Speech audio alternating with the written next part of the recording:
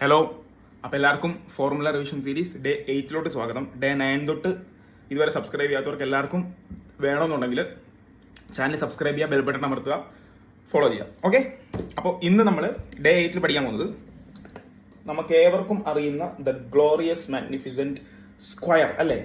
സ്ക്വയറിൻ്റെ ഒരു മൂലയിൽ നിന്ന് വേറൊരു മൂലയിലേക്ക് വരുന്ന എന്താ? ഡയഗണൽ. ഈ ഡയഗണൽ നമുക്ക് തന്നിട്ട് ഈ ഡയഗണൽ എ ആണെന്ന് പറഞ്ഞിട്ട് സൈഡ് എന്താ നമ്മളോട് ചോദിച്ചാൽ a/√2 ആയിരിക്കും. അതുപോലെ തന്നെ ഉൾട്ട കേസ്, റിവേഴ്സ് കേസിൽ ഈ സ്ക്വയർ തന്നിട്ട് ദേ ഡയഗണൽ ഉണ്ട്, നമ്മുടെ സൈഡ് എ തന്നു കഴിഞ്ഞാൽ ഡയഗണൽ എന്താണെന്ന് ചോദിച്ചാൽ നേരെ ഈ √2 മേളിലോട്ട് കയറി പോകും.